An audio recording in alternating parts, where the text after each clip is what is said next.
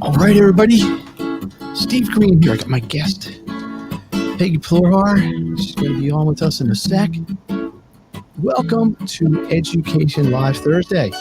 You know what I realized? And I had to go back and actually verify this. This is the 13th Education Live Thursday since we started being very, very regular with it. 13, lucky 13, Peggy. How about that?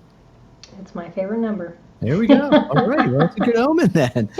So just a couple things before we get into it. I think it's going to be a very important discussion. Let me just, I always forget to say this. So if you are watching this, listening to this on some sort of live stream and you want to make comments, and I know Ronald Shapiro knows how to do it. Hello, Ron. Welcome back. You need to click on a link that basically says I'm here, and it's within StreamYard, and it says, I get it. I think it's StreamYard/Facebook or something. I probably really should know the link. Anyway, let me tell you what's going on in the Make the Grade world really, really quickly. Number one, very busy time of year for tutoring. Busy. School is still in this virtual, hybrid, semi-hybrid sort of funk, but there's still plenty of work to be done. You got a lot of students working very hard. I appreciate the effort they're making. Well done, everybody. This is midterm month. So let's really buckle down, focus, finish this quarter, this semester strongly. If you need help with anything, math, science, all that jazz, you know where to get the help. Reach out. I'm here for you. Number two, we are coming into the spring, what was usually known as the spring test prep season, even though some of them technically are in the winter. ACTs, SATs back on track. Mostly have not heard anything yet about anything being postponed or canceled or any of that nasty stuff. So if you're a junior or senior, if you haven't taken it enough, you got to really buckle down, get focused, get a plan. And again, I can help you with all of this. Take advantage of the Make the Grade on-demand problem-solving service. I don't talk about it that much on here, but I came up with this new deal. You get a problem you want answered, take a picture of it, send it to me, and I'll answer it for you. How about that, huh? Pretty cool. Kind of like homework help on steroids. And finally, I have decided by popular demand, a lot of popular demand, because this is what happens in my life, to offer a class on how to teach online. So if there's anybody out there that wants to be a tutor, okay, and believe me, it is the world's best job. The world's best job. Incredible career. I'm going to offer some workshops on how to do it. But it's also for people that want to learn to instruct virtually. Doesn't have to be tutoring. Just don't think beyond the academic box here. Okay, so if you know anybody that wants to do it or you want to do it, put a note in the comments, email me, send me a carrier pigeon, cannon string, whatever we got going. Yeah, and Education Thursday live every week. My guest this week, and I got to be honest, I forget how we actually met, Peggy, but we'll get into that. You can remind me. I'm my age, memory sometimes, but really, really interesting person. I think you're really going to enjoy her perspective.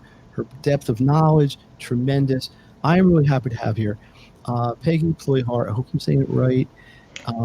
She is a special ed homeschool founder, SPED Homeschool Foundation founder, CEO, a leader in special education homeschooling community, and a frequent writer and speaker on specialized education homeschooling issues. Keeping yourself busy? Yeah. In a past life. Yes, exactly. Is this really true? You were a physicist? Yes. Like a nuclear physicist? Yes. Dang. Yeah. A regular Einstein we got on the show today. She left a high-paying gig in the medical device industry to teach her kids at home. And you got to applaud that, because that's the most important thing, right? Obviously, money's important, but family first. Yeah. And that really got her excited about homeschooling. So in 2017, she founded this organization, and that has been your life's work ever since, right?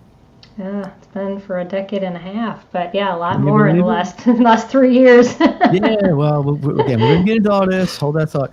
But the best part about this, I think, is she's also like yours truly, the host of a popular podcast and a live broadcast. So we are kind of like kindred spirits here, sort of. Yeah. So I got to ask you, the transition, and this is off script. We're 3 minutes into the show. I'm already going off script.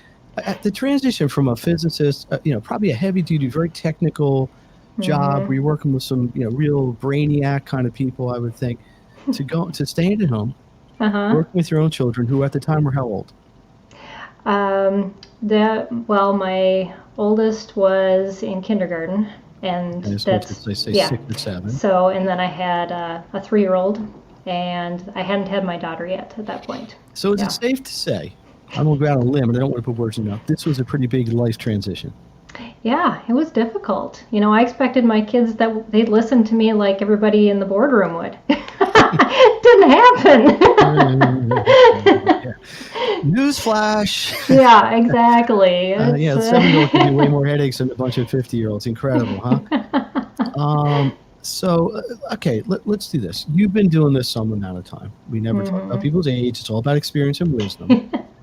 But so what really made you want to start? Was it being motivated by working with your kids? Was it the connection? Well, it was my oldest's diagnosis on the autism spectrum. The school kept getting in the principal's office every day, and I said, well, this isn't working very well, is it? And fortunately, I had a very, very caring principal that sat me down, and she said, I think you just really need to get him tested. We had no idea what was going on with him. He's extremely brilliant, but just couldn't fit in socially. And so at that point, he was just so depressed. He had dealt with so much bullying, even in a private school where we thought he was, at least a little bit more protected. And he was still a kindergartner here. Yeah, exactly. Yeah, he just kept saying, I just want to die. And at that point, you just, this has to be my choice. There's no other, my kid's important, and the funny thing is now he's turning 24 in a couple months, and he followed in my footsteps and got a degree in biomedical engineering. So going into the medical device industry. Really? So it's sort of like as a family, you took like an 18-year pause. Yes, exactly. And then you sort of picked up the legacy, right? Yeah. And you have 3 children. I do. And I'm going to guess, because I have my own kids, they're all different personalities, different skill sets. Exactly. So how did that impact? And you homeschooled each of them. Yep. I'm still homeschooling one. What were the unique needs or the methodologies you had to use with 3 separate kids, and not spread tremendously, but you couldn't share a lot of curriculum between each kid? Exactly. So I did, being the physicist I am, I did an experiment when we started homeschooling. I said, what's going to work well with my, exactly. What's going to work well with my kids? And at that point, there weren't a whole lot of teaching methodologies being used in the homeschool environment. It was just basically textbooks, unit study, or literature based.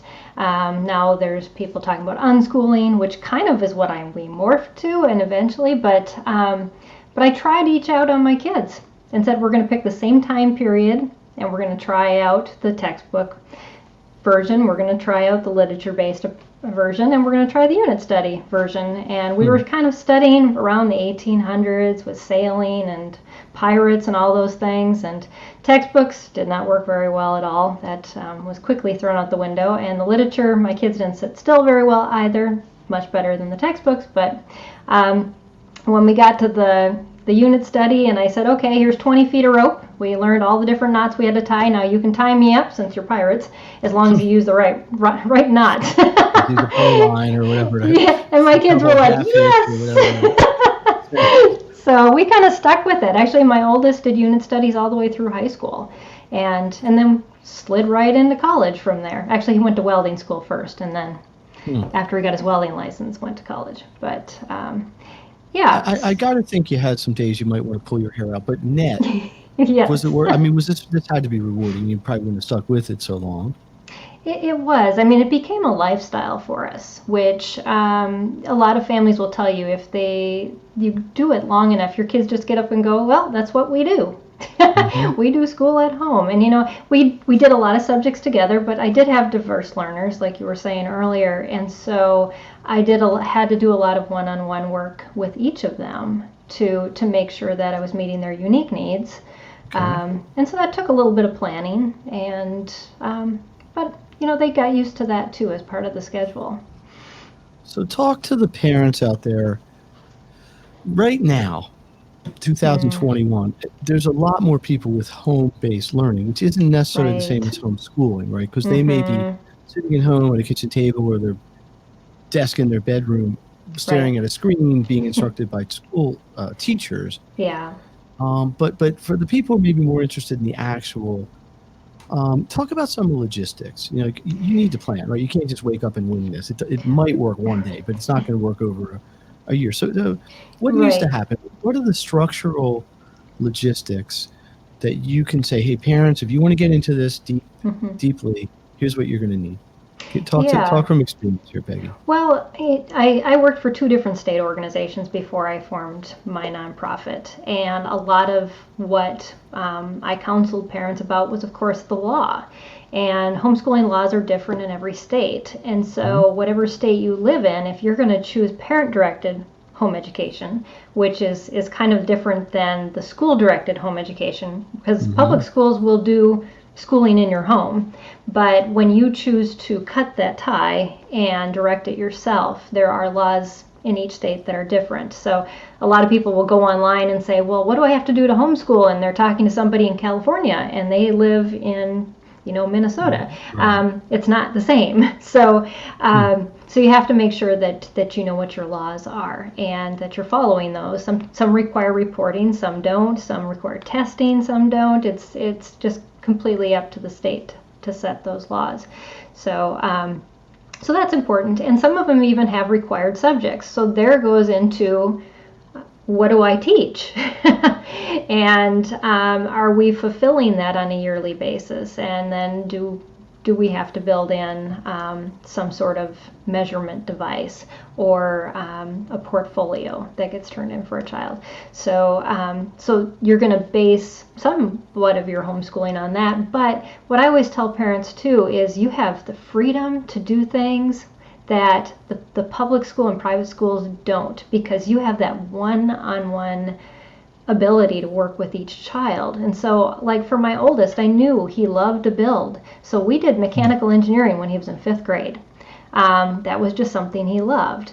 And my middle child is just creative. Whenever we did a unit study, he would make all the costumes so that we could act out whatever we were doing. And my daughter's an artist, and so a lot of times when she had a writing assignment, I had her draw the picture to go next to what she was writing because you're building on those things that they're good at, and it doesn't surprise me that each of them chose paths that were very similar to the things that I encouraged, because I saw them coming out over and over again. And you get to know your children well when you're with them that long. Now, in your particular case, I guess it would be your husband, right? Was he involved in this as well, or were you the More as a primary support system facilitator? for me.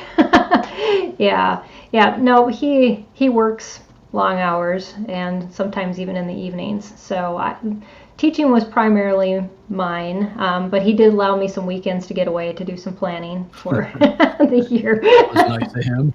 Yes.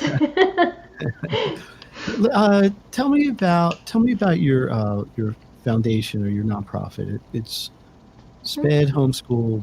Is that the name of it? Right. Yeah, it stands for Specialized Education Right. Homeschool. Homeschool. So, Right. Okay. and so we help parents just to. There's no one curriculum that works well for a child with any diagnosis, any special needs, any struggle, and it's hard to tell a parent that. And so what I found when I was doing a lot of consulting for the different state organizations, I was answering the same questions over and over again. And we wanted to make sure that we had static pages on our website that answered all of those questions. So like you can go and to getting started, you can find your state law links. You can do all those things. I even have a whole webinar on how to get started homeschooling. And even if you don't have a child that struggles, it's very applicable. And then we have a whole page on homeschooling high school. And so, but we also partner with a lot of organizations that offer services and curriculum and other things that are very adaptable for kids who have learning differences. And so you're clearly, at least in part, a resource. Yes. We kind of vet organizations and then we create partnerships with them and put them on our website. And so it's our goal to train parents and also to get parents the resources that they're looking for, so they're not spending so much time on the internet. I know this great tutor, makethegrade.net. Are they on your page? I don't think so yet. I think you're going to have to. We'll have to get our people on that. Yes. Let me put this on the screen. If you are out there in listener land and you want to comment or ask Peggy a question, just you got to go to this link to kind of get approved, so to speak. Thank you, Ron. No comments yet, but that's okay. So let's go to sort of just the parent-child level. What's your? Do you have like a fondest memory, or? I mean, you must have a whole storehouse of them, but oh, I do. Is there something that really stands out that you are just saying, "I am so thankful that I made this decision," or maybe on the flip side, it's like, I really wish I was still in the lab with the, whatever, the cyclotron. I mean, is there a highlight that really, or a couple, that you want to just share as kind of motivation? I'm looking at these as sort of a motivational idea. Sure. I'll start out with one that happened kind of when my kids were younger, and I think it really reinforced for me how powerful home education could be. The unit study that I was using, we were covering Russia, and so we did a whole, I think maybe multiple years, where we just focused on a culture, and we made the food, we did the arts and crafts, we, the whole nesting dolls, everything. But also we talked about politics, we talked about government systems, we talked about history, and there were two really impactful experiences that my kids had as part of those studies. One was a lunch. I sat down and I had all this smorgasbord for my kids, and I said, "You put on your plates whatever you want." And so they loaded their plates up with treats that normally didn't come into our house. And then they sat down at the table, and I said, "I am Mother Russia. Give me your plates." And I redistributed the wealth. And they didn't think that was so fun anymore. They actually cried. Really? And you ask my kids what communism is, and they will, they understand it much better now than just that experience at the table. But it was an emotional experience for them as to how this impacts people. And another experience was, we didn't just read history. My kids sometimes acted it out. Like I said, my middle child loved making costumes. And so we were studying World War I into World War II. And one of the things that happened, because the Russian government was so poor, they could not buy guns for World War II. They actually told their soldiers to go into the fields where the battles had happened in World War I and pull them off of the dead bodies. So they could refurbish the guns. They were still there? Yeah, they were, because it was a cold and tundra area. The guns were, yeah. So so my kids reenacted that, and as they were doing it, I remember my middle son looking up and he goes, "This is really gross." But had we read it in a textbook, I don't think it would have had the impact. Or no, it's obviously much more visceral. Exactly. So we did a lot of school like that. The story with the food is great. It's a great story. No borscht for you. Yeah. Wow. Well, okay. Let me ask you a question. Actually, by the way, Education Live Thursday. Peggy Ployhar.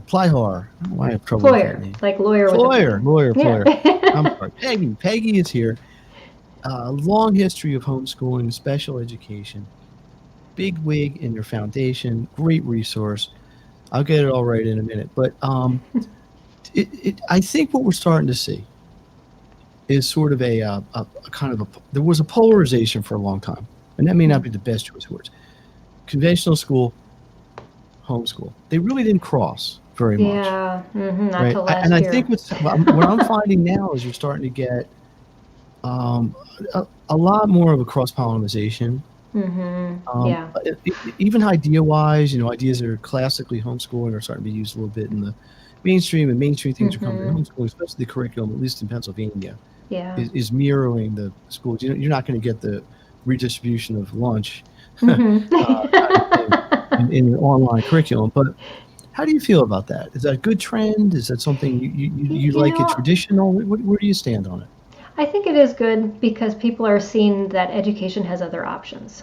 We've Mm-hmm. always thought it as black Mm-hmm. and white as these crazy homeschoolers over here, Right. and then these people that send their kids to school, and so, but it really there's been such a melding and a meshing and even a crossover as we see that more kids have more free time.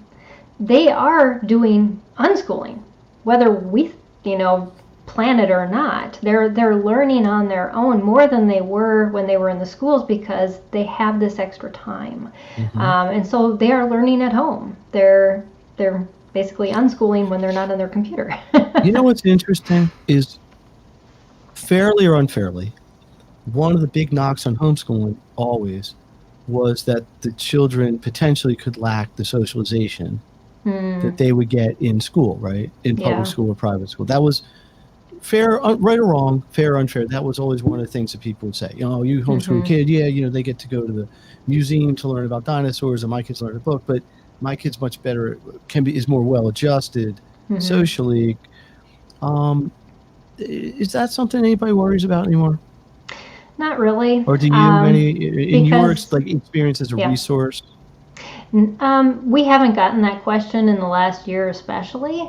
Right. But we find that our kids are much better to address an adult and a child younger than who they are and interact with much different age levels. And my kids were the same way. When we went to the county fair, my kids would be talking to the vendors and they would be helping out with the younger kids because we had 3 foster kids for a while. And, they just got used to that. I don't just have to associate with people who are the same age as me. And that just became the norm. Like we had 2 other families that we shared schooling with once a week. And we mixed all the kids together. That's because we only had 2 to 3 kids each. Right. So you had a pod before the pods were cool. Yes, exactly. I got a question from the audience here. Mm-hmm. Let's see if how you want to address this. How well prepared were your students, I presume Ron is referring to your children, for college versus students who came from elite private schools, prep schools, public schools? Yeah. How do you feel about this? It's funny. My oldest didn't want to go to college. He told me that. He was very adamant about that. We did unit studies, but and he didn't actually learn to read till he was 12. The funny thing was that we tested in Minnesota, and so the next year he took the test at age 13. He actually was reading at a college level within a 1-year span. He actually graduated cum laude from the University of Houston in biomedical engineering. He had a really hard time dealing with some of the students who were typically schooled because he felt that they just weren't in it. They weren't investing. When he got assigned to projects, he ended up usually doing all the project himself because nobody just really felt like it was that important. My kids take learning personally because it has been a personal thing in our family. It's something we've shared. It's not just something we do. And I think that makes a huge difference in how a lot of homeschool students approach college. And I know I've heard the same thing from college professors too, that most of them are rather shocked that homeschoolers were homeschooled. They're like, what school did you come from that you are so different? But that's why they are different, is because they learn to research. Like my daughter at 16, she does the majority of her school on her own already. She's just very self-motivated. Is there, do you think, obviously this is very hypothetical, but do you feel if the children had, or even one of them had gone to mainstream school, and I don't think you or I are knocking school. Oh, no. As an institution at any level. But do you think that they would have, I don't know how to say this, ended up differently? Is that, or just would have maybe had different priorities in life? Obviously, you put a lot of this into it yourself. Right. So there was a family culture of education is a priority. You gave the kids enough enough freedom to explore, but yet you were still kind of cracking the whip, at least to some degree, in terms of structure. Do you ever look back and think maybe you would have done it differently? I'm fascinated by just the longevity that you put into this too. My middle one, I struggled a lot because he basically took over his education about 15. He said he wasn't going to do what I wanted to do, and I said, well, we have to follow the laws. So how are you going to get these subjects in? From the state of Texas where we live, there are specific subjects he has to take, and so he gave me a plan. He said, this is what I'm going to learn, and how I'm going to learn it, and this is how you can grade me. And I went, okay, and it worked. And so that's what we did. Looking back, I think the thing we would have lost the most is the closeness of our family, just because we would have been so busy, and that homeschoolers can get busy too. And I have to state that I know a lot of homeschool families that run their children into the ground with activities just as much as if their child was going to a public school.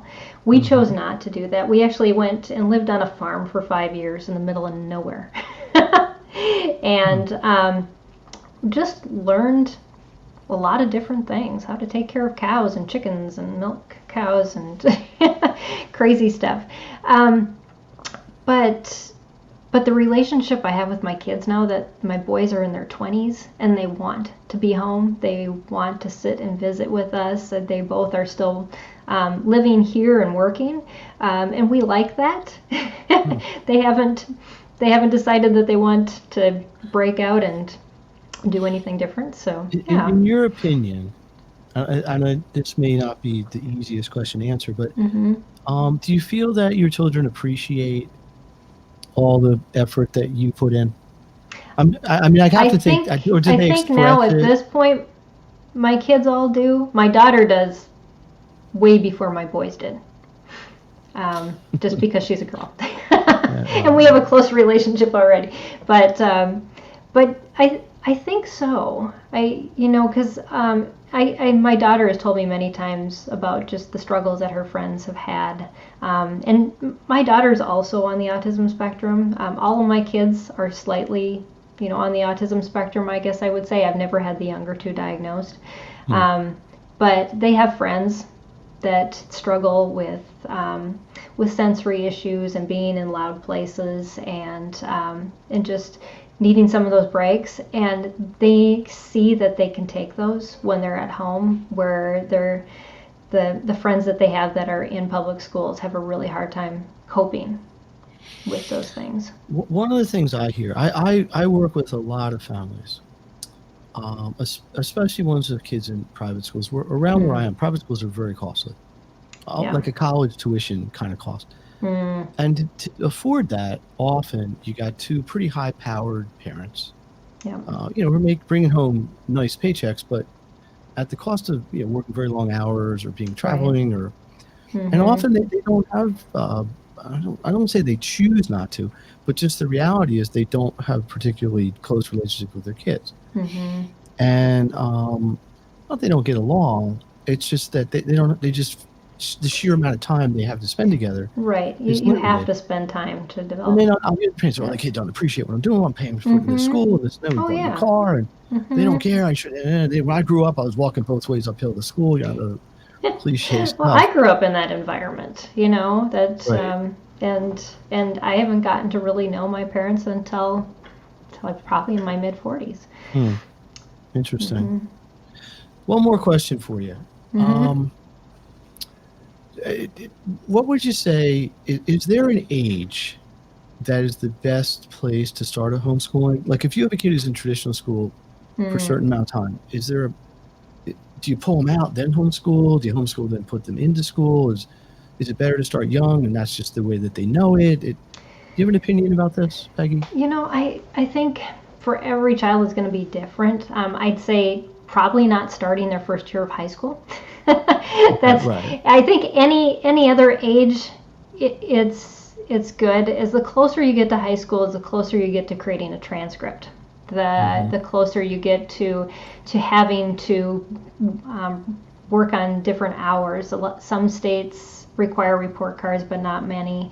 But when you have a transcript, you're recording grades too. So there's a lot of other logistics that come into play when you homeschool high school. So diving in at that age is really difficult. Not impossible, but difficult. At the younger ages, you can just play. And the more you get to know your child and what they like, what feeds them, what motivates them to want to learn. And you can use learning as a motivator. I'm sure you know that, Stephen, is that some kids just, they are so interested in a subject that they consider that play. And so to be able to do that and to have that time, then it snowballs as you homeschool longer.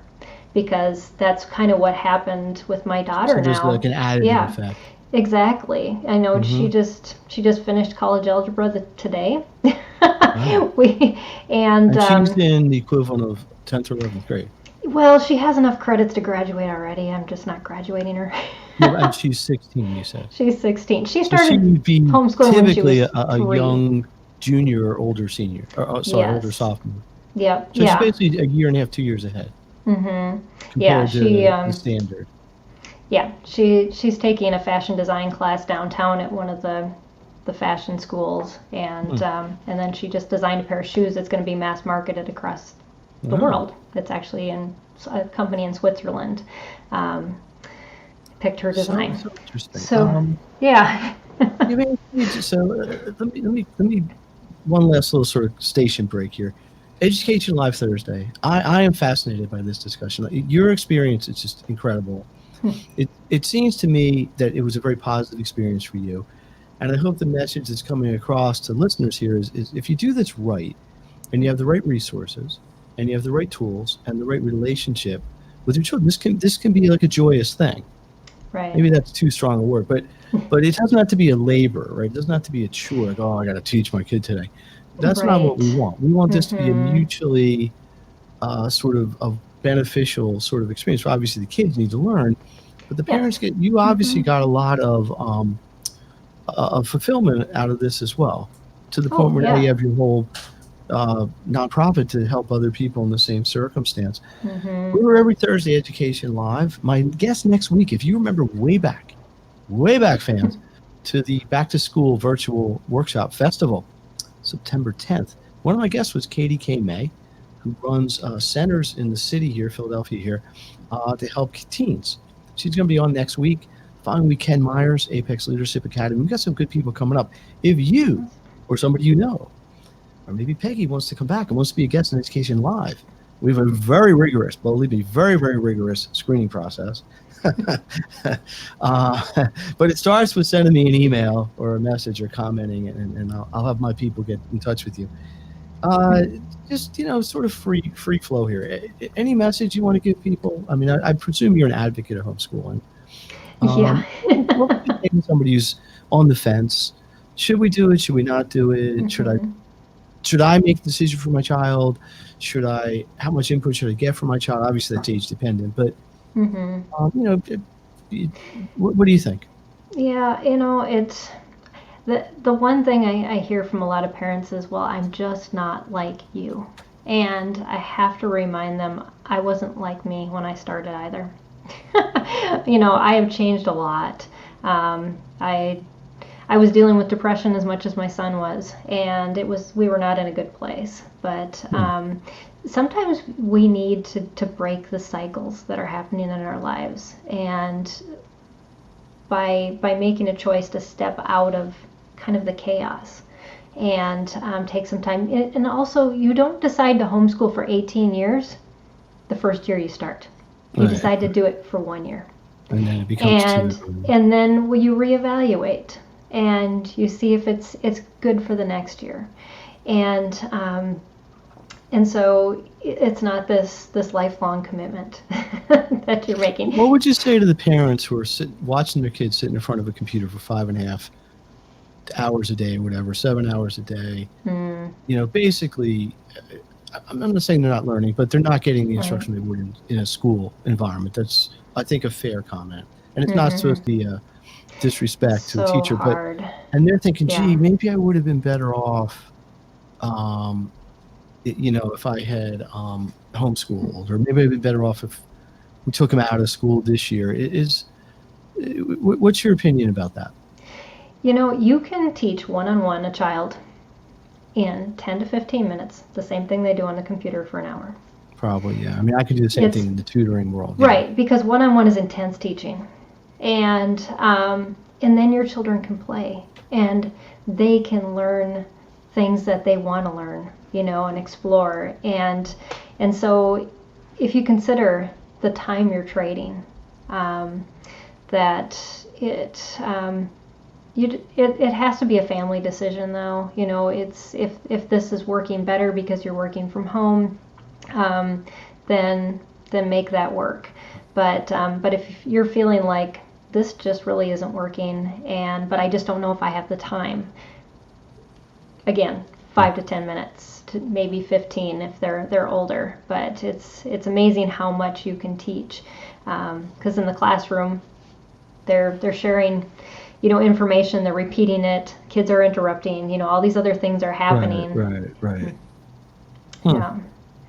What do you got going on this year? Any exciting Yeah, well, we just rebranded. We rebranded all of my podcast and broadcast. It's now called. How would people learn about your podcast? It'll be in the show notes too, but yeah, it's called Empowering Homeschool Conversations. You can basically find us any podcast streaming channel that's out there. But if you go to our website at SPED Homeschool, SPED Homeschool.com, you'll find links for all of that and upcoming episodes. So this month we've been focusing on teaching methodologies. So the first week I interviewed Dr. Peter Gray from Free to Learn. That book, and then this week we talked about Charlotte Mason method, and we're going to talk about a couple different teaching methodologies that homeschoolers use. And then next month we're going to dive into IEPs, which a lot of people don't know that homeschoolers can write. So we're going to go through how do you write an IEP, how do you set goals, how do you work with your child's therapist to work on goals together, and so we do a different theme every month. Some people don't know. I was on your podcast. Yes, you were. I don't know what episode it was, but it was in November. Yes. I really, that's one of the reasons I wanted to have you here. I really enjoyed that conversation. Anything else? Anything? You got an event coming up, or anything you want to plug? Oh, I'm speaking a lot of places. We'll see if it happens. I mean, I think I was on like 3 virtual conferences alone this week. So join the club. I know. I know. And it's only Thursday. But, yeah. But that's not permanent. I mean, I think I we hope all not. think at some point we might actually be in a room with 30 people. Which part of Texas are you in? Are you in? I'm in Houston, Texas. Houston, okay. Yep, the South End. But yeah, I'm booked to speak in Las Vegas in April, a couple places in Texas in May, and then Iowa and Arizona this summer. So. Wow. Yeah. Well, this is great. You're going to have to keep me in the loop on these, and I will share it with my folks. Yeah. Peggy, I really want to thank you for you taking the time out of your schedule and sharing, some really practical information, some personal information. It's great. Steve Green from Make the Grade, Education Live Thursday. We're here every week. Again, next week, Katie K. May.